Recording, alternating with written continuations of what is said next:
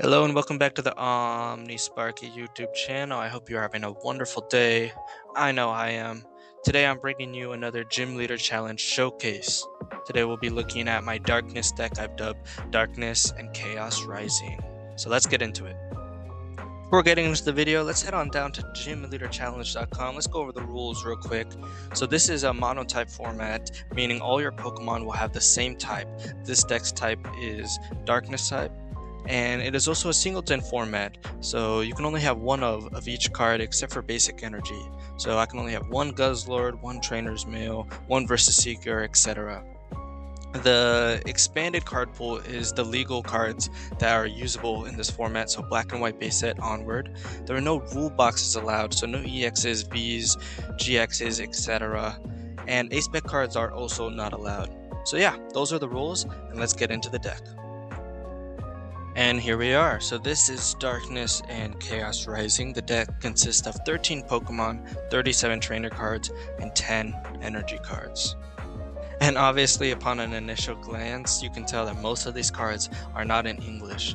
This is actually a little pet deck of mine where I'm trying to get all foreign language cards. I think 80% of the deck is foreign language between Korean and Japanese. I would like to get some Spanish in there, but no worries if you don't know what in particular card is. I will have the English deck list later on in the video.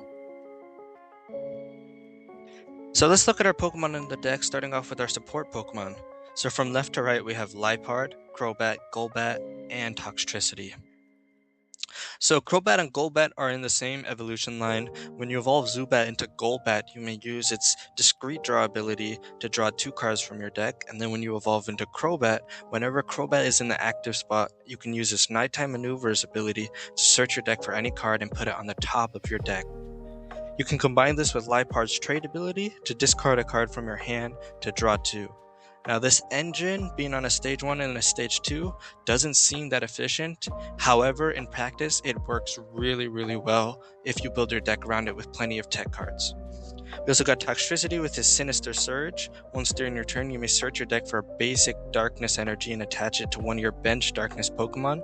If you do, place 2 damage counters on that Pokemon you accelerated to. And here are the attackers of the deck. We have Spiritomb, Galarian Moltres, Hoopa, Guzzlord, and Crobat. So Spiritomb has the English Cry attack. For 1 energy it does 10 damage, however it does 30 more damage for each damage counter on Spiritomb. It has the Building Spite ability that lets it place 1 damage counter on itself once during every turn. Notably, if you pair Spiritomb with Toxtricity, Toxtricity's Sinister Surge can accelerate an energy from the deck onto Spiritomb and place an additional 2 extra damage counters on Spiritomb, getting it to hit its 160 damage cap much faster. Now Galarian Moltres has the Fiery Wrath attack. For 3 energy, it does 20 damage, plus 50 more for each prize card the opponent has taken. So at the middle of the game, when your opponent has taken 3 prize cards, it's doing 170 damage. End of your game, when your opponent has taken 5 prize cards, it's doing a whopping 270 damage. It also has an incredible ability in Malevolent Charge. When you place it from your hand onto your bench, you may accelerate 2 dark energies onto it, which don't count for attaching it for turn. So you can charge this thing up in one go. Now Hoopa is a very efficient attacker. For 1 energy, it does 90 damage as long as it moves from the bench to the active during your turn. Now here's Guzzlord. He's the best attacker in your deck. For 4 energy, it's quite expensive, but we also have ways to power him up. So for 4 energy, he has the Red Banquet attack, and it does 120 damage, which isn't a lot. However, if you get a KO on it, you can take an additional prize card. So last, but certainly not least, we have Crobat. Crobat has the Poison Soundwave attack. For 1 Darkness energy, it'll do 80 damage, plus poisons, and confuses the target. So essentially 90 for 1 as well as confusion. And I am Crobat's biggest defender. I think this card is not only incredible support, but because of its attack, it just really earns its spot in the deck. You will be attacking with Crobat almost every game. Not because you're low on attackers, just because that's how big Crobat is in the deck. He's such an efficient attacker, and I'll venture to say he's the 2nd best attacker in the deck. Alright, next up we have our starters. So our starters are the Pokemon you just hope to see in your opening hand, and the Pokemon you want to just be using early game. So we have Toxel, Team Rocket's Murkrow, Purloin, and Sableye. Going from left to right, Toxel's Call for Family for 1 Darkness Energy will let you search your deck for 2 basic Pokemon and immediately bench them. Team Rocket's Murkrow, for a colorless attack cost, you can use Deceit, search your deck for any supporter card, reveal it, and put it in your hand. This is really good to start the game, get your Professor's Research or Lily's Determination, anything you need to get going. Purloin has the Invite Evil attack. For 1 Darkness Energy, you can search your deck for 3 Darkness Pokemon, specifically Pokemon, so you can get your evolutions like Toxtricity or Liepard. So you get 3 Pokemon, reveal them, and put them in your hand. And finally, Sableye has the Limitation attack. For 1 Darkness Energy, Limitation will support or lock your opponent.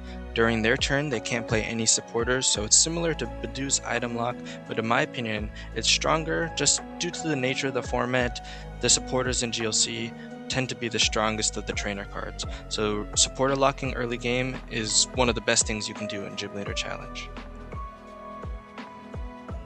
And finally, I want to go over some of the Pokemon we already looked at, but they also have some merit in what I like to call tempo keeping. So Team Rocket's Murkrow also has the Torment attack. For 2 energy, it does 30 damage, but you can choose your opponent's active Pokemon's one of their attacks, and during your opponent's turn, they can't use that attack.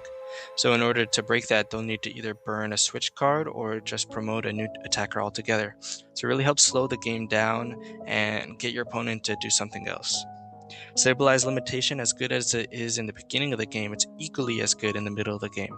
Say you have a resource you can't use immediately in your hand, but you don't want it to get disrupted, you could promote Sableye, use Limitation, and that ensures your opponent can't use Marnie and or Iono to disrupt those resources out of your hand. Also, if you're building up a Guzzlord on your bench and you don't want it to get killed before it's had the chance to attack, you could use Limitation to ensure your opponent doesn't use Boss's Orders or Guzma to prematurely kill that Guzzlord. And then, of course, Crobat's Poison Sound Wave does confuse the defending Pokemon, so even if you aren't taking a KO, a lot of the times your opponent will opt to either switch out of their active Pokemon, so they don't have to flip for the attack, or they'll flip for the attack and it'll fail, giving you another turn to build your board or get the KO. So we're running 10 energy in this deck, 7 of which are basic energy and the other 3 being special energy. Those special energy are counter energy, primarily used for Guzzlord, but in a pinch for anyone else. If we're behind on prize cards, it's just a free double energy. We have Rainbow Energy. This is primarily for Spiritomb. When I attach it to Spiritomb, it'll place a damage counter on him and just get his attack stronger and stronger. But Rainbow Energy works on anyone, so redundancy is always good. And then finally, we have Hiding Darkness Energy. The dark Pokemon it's attached to has free retreat. This is best on Crobat, so you can always use its ability, but any big guy like Hoopa or Guzzlord will work perfectly with this. And here are all the deck's trainer cards. So we're not going to go over every single one of them, but we'll categorize and highlight some of them, starting with our power cards. So to take advantage of the nature of the deck's draw engine and Omnisearch of Crobat and Liepard, I've included a lot of power cards in the deck. So getting straight into it, we have Energy Acceleration in the forms of Dark Patch and Beast Ring. So Dark Patch, when played, will put a Darkness Energy from my discard pile onto one of my bench Pokemon, and Beast Ring will accelerate 2 basic Dark Energies from my deck to my Ultra Beast, which is Guzzlord, as long as the opponent's on their 3 or 4 price turn. So it's really powerful energy acceleration on top of the Toxtricity. We have Hustle Belt to boost the damage of a Pokemon with 30 HP or less, so it's meant for Spiritomb, and if Spiritomb has 5 damage counters on them and a Hustle Belt attached, it'll be able to do 220 damage, so that's how we get over that big gap in this deck.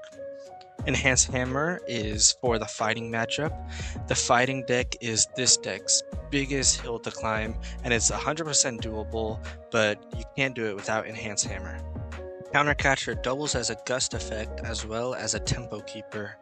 Oftentimes we'll use Countercatcher to just bring up Pokemon with the high retreat cost and buy a few turns, maybe use some limitations as well. But you can also use it on a Pokemon with lesser HP to ensure that Guzzlord gets a KO and takes 2 prize cards. We also included Reset Stamp and item-based Hand Disruptor, as well as Parallel City to disrupt your opponent's bench Pokemon. When the blue side is facing your opponent, Parallel City will force your opponent to discard Pokemon from their bench until they only have 3 bench Pokemon.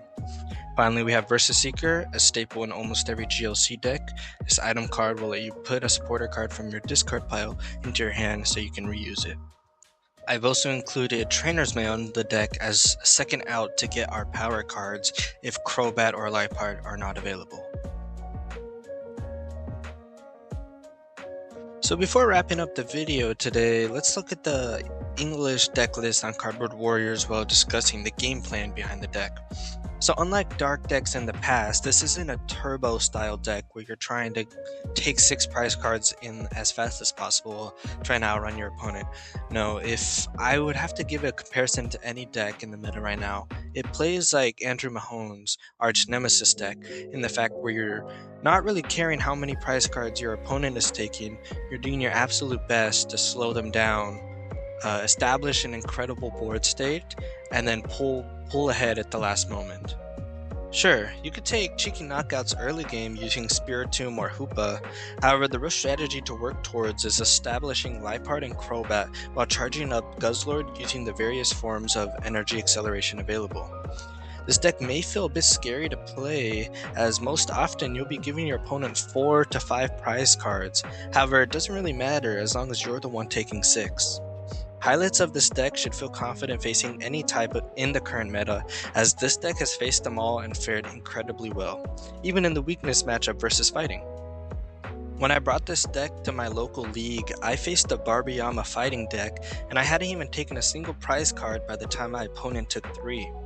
However, by utilizing Team Rocket's Murkrow, Sableye, and Crobat, I was able to establish my ideal board state and proceed to turn the game around, and I ended up winning that game and went on to be undefeated that night at local league. So yeah, that has been my dark deck, Darkness and Chaos Rising. For those of you who don't know, Darkness is actually my favorite type to play in GLC. If I'm playing to have a good time, if I'm playing to win, if I'm playing to get a quick game out, I'm always picking Darkness. I think the Dark Pool is so fun, so powerful, and extremely underrated. And I would love if any one of you watching would build this Darkness deck and give it a try, because the Crobat is so much fun. Ever since Crobat from Ninja Spinner was revealed in early March, I've had versions 1, 2, 3 of this deck made and testing over and over again. I've been working on this deck for months now, but it feels incredible, it feels amazing, and honestly, I think it's better than Turbo Dark with the double colorless energies. But yeah, thanks for watching this video. I hope you enjoyed. Let me know in the comments if you're going to try this out, any ideas you have for the channel, and have a great day, take care, and play some GLC.